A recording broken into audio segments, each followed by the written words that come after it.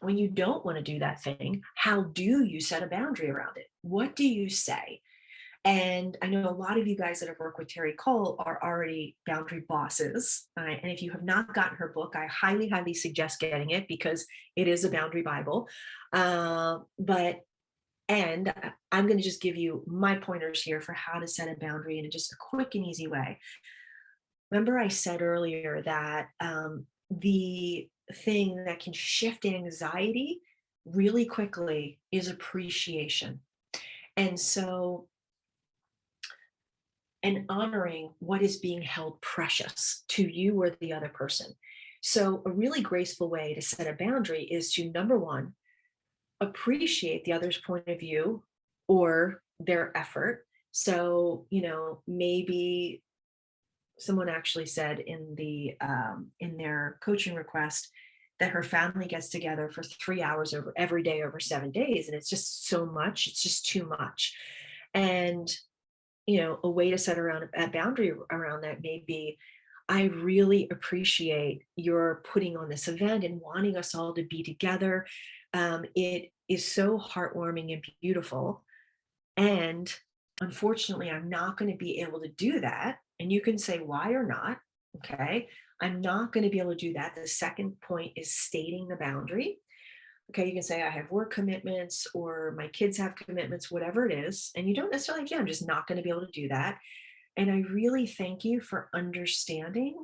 And I look forward to sharing the time I'm going to be with you. All right. And if they have any issue with it, the best way to address it is to simply repeat everything again. And guys, this works great with narcissists. It is a way to really set the boundary with love and grace. So again, if someone says, well, but everybody else is coming to this, you're the only one that's not going to be there. Like, how could you do this to us? I really appreciate your doing this. I also appreciate that everybody else is going to be there. It's incredible that everybody's able to make the effort. I'm just not able to do it this year. And I really appreciate your understanding this for me.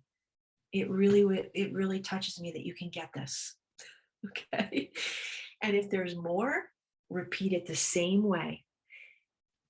Don't change the less you change your words, the better it is, because it's just creating that really solid boundary, that line in the sand with love and with grace. Okay. So if you have your pen and paper right now, a graceful way to set a boundary is, number one, appreciate the other's point of view, okay, or their effort. Number two, state the boundary in a loving way. Number three, thank that person for understanding. Okay. Can I write this out for the replay? I can. So, Kat, will you remind me to put that in the replay? Okay.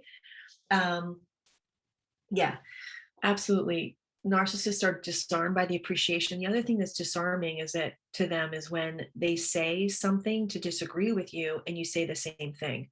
And you say the same thing, the broken record technique, but it's the broken record technique with love and appreciation. And it really does work. So there you go.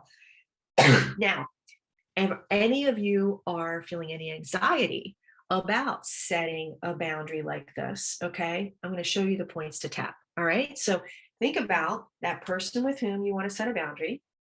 Okay. And let's just tap through this. Okay. So, Kat, I want you to mark this too. So think about that person with whom you are, again, feeling a little stressed about setting a boundary. And we're going to tap liver points here on the front of your rib cage and the front of your cheek. So as you tap these points, do it with me, guys. I want you to just think to yourself, I am willing to release criticism and honor my heart by setting boundaries with love and appreciation. This is how I can honor my heart and take excellent care of my relationships. I can release criticism of myself and others and honor my heart by speaking with love, appreciation, and grace, and setting boundaries which protect the health of my relationships. Switch sides. Okay. I'm willing to release criticism, self criticism, or criticism of others, and speak up for myself, set boundaries with love, ease, and grace that honor my heart and my relationships. I can release criticism of myself or others and set boundaries with appreciation, love, and grace, and take care of the health of my relationships in this way. Now, just pause and see, does it feel any different thinking about setting that boundary? So, that's another quick one you can do just to get grounded and release fear of criticism and go for it. Okay. So you've got the tapping routine and the boundary setting structure. All right.